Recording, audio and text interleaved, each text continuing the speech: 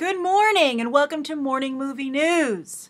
So the Berlin Film Festival is going on right now, and it's very different than a lot of other film festivals, where all the headlines are about new films debuting and kind of garnering buzz, usually for awards season. For instance, at Cannes, Nebraska started its Oscar march there, and of course at Toronto there are tons of, Oscar headlines. 12 Years a Slave, Dallas Buyers Club, all made a big splash there. Philomena even, and that's where also Mandela, Long Walk to Freedom, failed to make a splash. Also August Osage County. So that's usually the discussion that's happening during film festivals. But Berlin is different.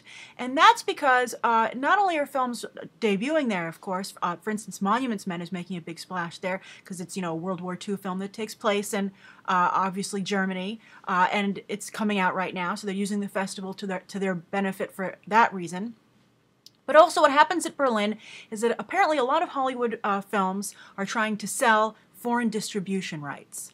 That's a big way for films, especially smaller films, to raise money, even before they have an American distributor. So basically the producers, they set up a package, they shop it around, and they can kind of make the money they need to produce the film and get it to the festival circuit. Those other festivals where you hear all the news about, films making a splash and being picked up, etc., by distributors, the money that they got to make those films to even get to that point is from festivals like Berlin, where they sell all the foreign distribution rights, and so they can actually make the film. So what we're getting is a lot of headlines about developments for films that have not been made yet. It's much earlier in the process because they're trying to entice the foreign distributors to pick up the rights. So that's why you're seeing those kind of headlines. And it's interesting because it's really dominating all the coverage for Berlin, more so than any films trying to make a splash or that are already completed. So the film that caught my eye the most was an announcement made at the end of the last week about Johnny Depp finally signing on to play Whitey Bulger. I want to make sure I get that right. Whitey Bulger. It was a film that he was circling before, but I covered it here, the news that he dropped out of it because they wouldn't give him his $20 million price tag. And so there was some question as to whether or not Depp had become a mercenary actor almost, and by doing so many blockbusters like Pirates of the Caribbean and such, that he maybe felt it was interesting to see an actor like that almost feel as if smaller films were beneath him and only become a paycheck actor, considering he got his start and his cult fan base, and everyone would have gotten to a point where when he was cast to play Jack Sparrow, if he hadn't made smaller films like Fear and Loathing in Las Vegas and Donnie Brasco, which were of course smaller films where he was not getting a $20 million payday. But anyway, the film has changed and morphed considerably. When he wanted that $20 million, it was because Barry Levinson was going to direct. So this, I think a gangster film with Barry Levinson at the helm feels very different than the project that now exists, where Scott Cooper, who directed Crazy Heart and then most recently Out of the Furnace, with that Christian Bale film with Woody Harrelson and Casey Affleck, which I think, I reviewed it. I thought it had some very strong points, but it missed the mark overall. This is going to be his third big film. So the film now, they're calling it a blue chip film, which means that, it's not expected to be this big mainstream film, but a serious awards contender. Now, I don't know if that means his salary, Johnny Depp's salary, has gone down and he's okay with it. There was no discussion with this latest development with him signing if he got that $20 million. Although to spend $20 million for the salary of a Scott Cooper film seems risky to me, because, his films, Crazy Heart won the Oscar for Jeff Bridges, obviously. Out of the Furnace never ended up being a contender, but, I don't see big dollar signs there. Maybe Johnny Depp's involvement brings in the dollar signs, but I think after Lone Ranger, on a small picture like this, you'd be hard pressed to okay that kind of salary from a studio. But anyway, what makes this picture very interesting is that the person in negotiations to sign on opposite Johnny Depp to play the FBI agent that he's working with, Whitey Bulger, by the way, he was, just so you know, Hollywood's very interested in him right now. Ben Affleck wanted to direct a movie about him that would star Matt Damon, but because Ben Affleck has another film he wants to direct first, and of course he's Batman, it looks like they won't be able to compete. I wouldn't be surprised if they scuttled that project because this Depp one is moving forward. But if you look up pictures of Whitey Bulger, he's a Boston native. I think Matt Damon's actually better casting than Johnny Depp, so that's a little bit of a shame. But anyway, Whitey Bulger was a very notorious gangster who actually managed to stay out of jail for until he was in his 80s. Because first of all, he cut a deal with the FBI where he was an informant for a long time, and then he actually just went on the run and it wasn't apprehended until like 2011. So that's I think an interesting story, and there's something there. Although I think with Boardwalk Empire and such, it might be that you might be a little oversaturated with gangster stories at this point. But we'll see. Boardwalk Empire is ending, and this film wouldn't come out for a little bit. They don't have an exact date, but obviously it hasn't even started filming yet. But the actor they're considering is Tom Hardy. Now, I think this is a really interesting pairing, but what's most interesting about it to me is that I think a Johnny Depp and Tom Hardy pairing would have been a lot more interesting about a year ago, before The Lone Ranger failed, and I think before Bane failed to really capture the public's consciousness the way everybody wanted him to.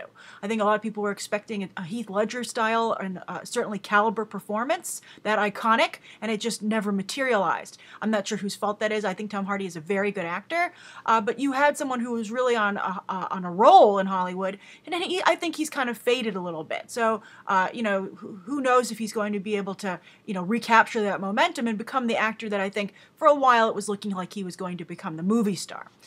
Building careers is very difficult, and you know, it's hard in Hollywood, and it's interesting to see the people who do it who are successful, and it's sometimes interesting to see the people who miss the opportunity and they make mistakes at crucial points. But I'm not saying Tom Hardy's made a mistake yet, but I think you can definitely say he's lost his momentum. So this would be a Depp Hardy pairing, which could potentially be beneficial to both of them. Johnny Depp, of course, as I said, you know, he has a lot of big blockbusters coming up. Another Pirates movie, Alice in Wonderland 2, Into the Woods. I just talked about on Friday about Boarding, that he came in and did that film in about a week so that he could just pick up a quick paycheck, do a favor to Rob Marshall and Disney, and add some star power to that musical. But so it's nice to see he'll still be making some smaller films like this. I mean, he is starring in one small film. He's doing a small cameo to help out his fiancée Amber Heard. But I think that, you know, that really lacks credibility. This is a more credible role. However, this brings to mind also to me Public Enemies, and that is another big, huge question mark over this project. That was a Michael Mann film. It starred Christian Bale, Tom Hardy's The Dark Knight Rise's co-star, and that just never really did a good job as a film. I mean, I'm sure that some of you are fans and you'll voice that in the comments, which is great, but you have to remember that it didn't get overwhelmingly good reviews, never really popped up for awards, and it cost $100 million to make that movie. I guess Depp got his $20 million payday there, but it only made $214 million worldwide. So considering that studios only take about half of the box office gross, the film just about broke even. And you know that also, by the way, that $100 million budget doesn't include advertising.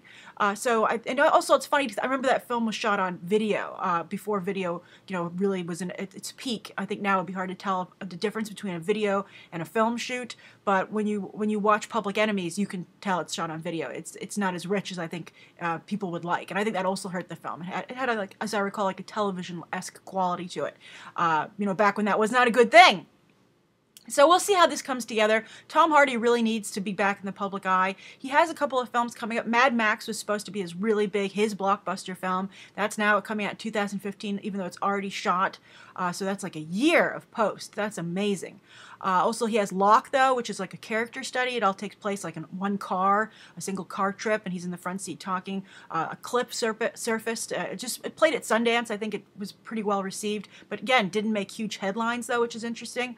But then he also has two movies coming out with Noomi Rapace, the original girl with the dragon tattoo, who has failed to really capture the attention of American audiences. So I worry about any film that she's in from a box office perspective. One's called The Drop, which is a character kind of, you know, mob piece with James Gandolfini and Noomi Rapace, and then Child 44, which is a Soviet thriller that takes place during, you know, the Stalin era, so it's a period drama, and it also stars, as I said, Noomi Rapace, but also Joel Kinnaman, who's the new RoboCop, and Gary Oldman. But Gary Oldman, who's also in RoboCop, by the way, Gary Oldman, I think, is, while a great actor, never a sure sign of a quality film because he is one of those paycheck actors, or perhaps boarding actors who will come on and make some quick money and lend some credibility. But I think if you do it too much, you start to maybe not lend as much credibility as you once did. So I'm very curious, this film coming together. It seems like something people, at least fans and cinephiles, would keep an eye on. But at the same time, I think there's a big question mark over whether or not it will be successful as its own film, and if it will help Depp or Hardy's careers at a point when they really need it. And it's just also interesting, as I said, from the perspective that about 1 to 2 years ago, this would be a much bigger deal. So it's just interesting to see how that's developed, and that a Tom Hardy, Johnny Depp team-up isn't quite as exciting as it once was, and what that potentially means for those actors. All right, so that's the first story of the day. People will be very happy. This is a very non-comic book day video. So I know a lot of people said, oh, all the news is about comic book movies and sequels, and today's all original material. All right, so the second story is about Matthew McConaughey. And of course, he's on track to win the Oscar. He's already won the SAG Award, the Golden Globe for Best Actor, drama. But I think he's really going to win the Oscar. He's done a fantastic, amazing job campaigning. And just the overall way he's redefined his reputation as an actor is just an amazing thing to behold. I just started watching True Detective. I wasn't really enamored with the ads for it, but I've heard so many good things from close friends and family that I was like, okay, and it is indeed very good. And it's just fascinating. Matthew McConaughey is so good in it. Just slightly on the edge of overacting, but he manages not to go off that edge.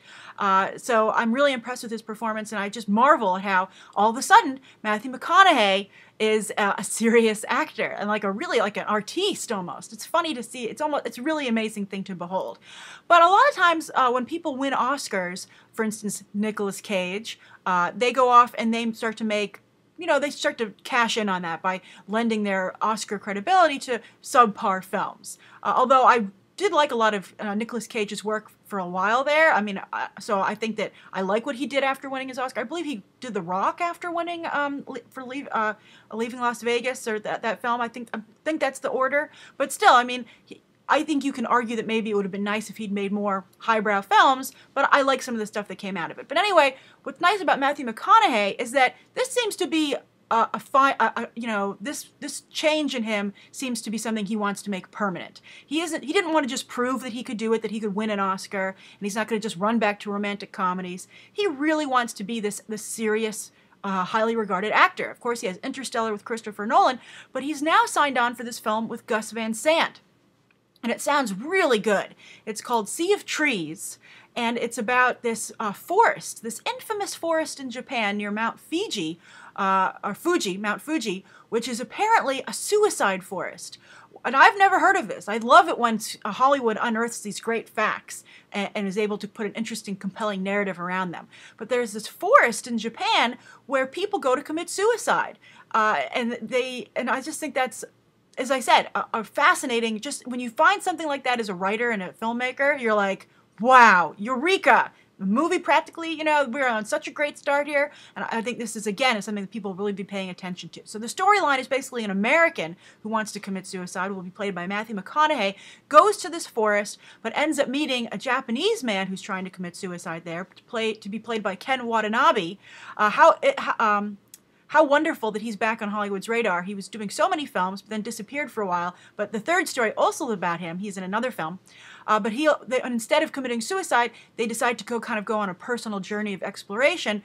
So it just sounds pure Oscar, very Oscar friendly. A lot of very heavy discussions, a lot of great visuals of the suicide forest. I'm sure they'll run into other people who maybe are unable to change their mind, commit suicide. So that sounds like some very powerful stuff, really interesting questions put forward. So I think that's how these great movies come together. And so as I said, I'm really impressed that McConaughey is continuing with this transformation, and now he's a top pick for these kind of roles, and he's taking them. So I'm very excited about that. So that's the second story of the day. I'd be curious, do you like this new Matthew McConaughey, or do you miss the shirtless Texan drawl? Although he still, as you can see, does that at award ceremonies. So it's funny. He didn't totally change, so that's nice. He keeps it real. So as I said, Ken Watanabe is doing another film. So my notes are here if you're wondering what I'm looking at. And it's a Martin Scorsese film. And this came into the news because Scorsese is scouting locations for it. He's been developing this film since like the 90s. It's something he's written with he's co-written it with his collaborator Jay Cox.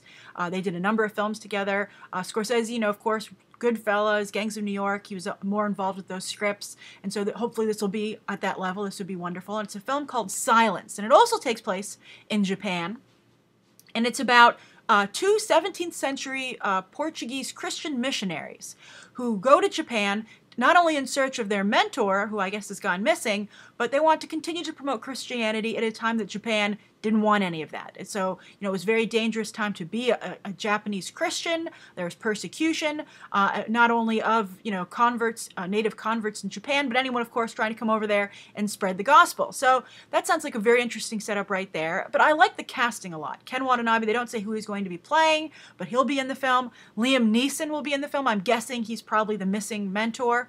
But then this is where it gets interesting. The two missionaries. And this is exciting. Now remember, this is a Martin Scorsese film. So these actors will be signing up for a Scorsese film.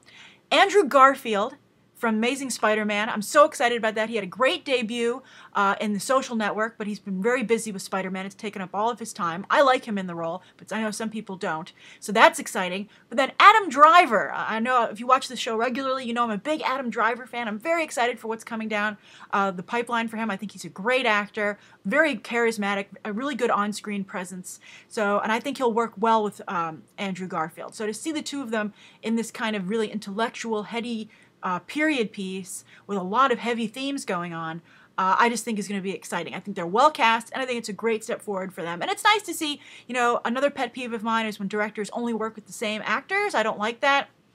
So as much as I like the Scorsese-DiCaprio combo, I'm excited to see Scorsese branch out and try and work with other talent. So great idea. I'm really excited for that too. And so that's being put together, scouting locations in Taiwan though, which is interesting. So get ready for that. That's coming down as well in 2015. So that's another 2015 film. All right, so those are the three stories of the day. Now for the question. Now the viewer question, and again, I'm collecting questions. I'm going to be out of town from February 19th to the 26th, but there will continue to be morning movie news, but it'll be all questions, all of your questions. So I'm collecting them. So I've collected a few, but the one I'm answering today is from Vintage Future. And Vintage Future says, "Hi Grace, I have a question for you." Excellent. With Chris Pratt, Bryan Cranston, and Aaron Paul crossing over from TV to film, what TV actors do you think either deserve or would be do a good job crossing over? Thanks for making the show. It's part of my daily routine. P.S. I'm from Guatemala. Smiley face. Excellent. I love it. I love hearing from people where people are from. I love smiley faces. And I picked this question because Adam Driver. I'm just talking about Adam Driver here, moving from Girls on HBO to film projects, and I'm very excited about that. And of course, in the first story, I talked about. Let's see. Oh, yes, I mentioned Joel Kinnaman from RoboCop, and also will be starring opposite Tom Hardy in that Child 44 movie, and he, of course, is from The Killing. So now both of those actors are on cable, pay cable, or, basic cable shows. And I think that there's much more exciting things going on there, a lot more exciting talent. And that's why I think the crossover is becoming a little more interesting. I think the quality has become so high on television that the line is blurring between, making the jump. I mean, it's almost like these cable channels, and I talk about this a lot, and this is a big, point of contention between some of us about whether TV actors can cross over. So I think, as I've said, I think it's easier when you're coming from, these cable shows because it's so close to movies. It's still tricky, but I think that both of these actors are helped, I think that Joel Kinnaman, because he came from Swedish film, he started out as a film actor, but he could only get a breakthrough TV part in Hollywood. And then as for Adam Driver, he has a small supporting role on Girls. It gets him the small fan base that he needs as an actor, and it gets him the critical acclaim, but he's still somewhat potentially a new discovery to a large swath of the audience who have not seen him on Girls. Because Girls, not a hugely watched show, even though it's very popular in, the media. So that's why I think that works. And as for Bryan Cranston and Aaron Paul, Breaking Bad, also a very highly regarded cable show. It's over. But I also think that Bryan Cranston hasn't had a lot of luck jumping over into film. And I don't think necessarily, I don't think he's sold yet. I don't think this is definitely going to happen. I think he should have taken the Lex Luthor role. I think that would have been a much better choice for him. I think that he's missing opportunities. Speaking of careers not working out, I think that he's trying to go for these more intellectual roles. He's going to play LBJ on Broadway, and I'm not seeing him catapult into the kind of roles I think he needed to make that big jump. I think Bryan Cranston will always be a highly regarded actor, but I'm not seeing him make that transition to movie star. And it's at the point where I think it potentially won't happen. And I know a lot of you are saying, oh, he should be James Gordon, but it was announced over the weekend that that actor from the OC, Benjamin McKenzie from Southland. He was very good on Southland, which was a television show, TNT. He'll be playing Jim Gordon on the Fox series. But I don't think actually, I don't think that's great casting. I'm hoping to be surprised, but but I'm not totally seeing it. And that's a very young Gordon. That's a very young Jim Gordon. And I think Gordon to me has always seemed, even when the comics when he was younger, he was like an old soul. So I question that casting. So anyway, so Bryan Cranston, I don't think he's definitely going to make the jump, even though there's a fan base that would like to see that. And as for Aaron Paul, I don't see him making the jump either. I don't know if he can carry Need for Speed, and he has some other small supporting roles he's doing. But again, I don't necessarily see this jump happening, even though, of course, he was on a phenomenal television show. As for Chris Pratt, I think that is going to happen. The Lego movie is huge, and I think he's going to do a very good job in Guardians of the Galaxy. I think he lucked out where he had fantastic spot-on casting that he was selected for. And also, again, not a big presence on television. Very small supporting role where just enough zingers to really make an impression on Parks and Recreation. So to some degree, again, he is a big discovery for people. He hasn't had, he's not the star of a network show, where I think things become trickier. So I still feel that the jump from television to movies is difficult. I think that you need to, it's an individual situation. It's a case-by-case basis, and it's never guaranteed, even when you aren't a big... Look at Jon Hamm. Jon Hamm is the star of Mad Men, a huge cultural phenomenon, and he cannot make the jump. January Jones can't make the jump. No one from Mad Men has really been able to make the jump, and there are fantastic performances there. But still, you're just not seeing it. So it is still very hard to do, as much as I think some of you would like to see it happen for your favorite television actors. So that's why, you don't just take any role, and you really have to be careful. And it's, becoming a big, huge movie star who can make the kind of... And I know some of you might feel being a movie star isn't important, but it is if you want to be able to get your choice of roles. I mean, look at McConaughey. There is someone who really was able to handle his career beautifully and brilliantly. So that's why it's such a thing of beauty to behold and so fascinating. So that's my answer to you, Vintage Future. I hope that was helpful to you. And so my choice, you said, who do I think would make a good crossing? I think Adam Driver right now. Chris Pratt and Adam Driver are the best. I think Joel Kinnaman, I don't know, I think unless RoboCop might be a huge hit, but I don't think he's really transitioning that well yet either. But so my top choices are Adam Driver and Chris Pratt right now. So I'll be interested to know what everybody else thinks. Who do you think is actually making that jump, and what you think of today's top 3 stories? Did you like that it involved no comic book news or sequel news? Write your thoughts down below. Thank you for tuning in, and you can check out some more episodes right now.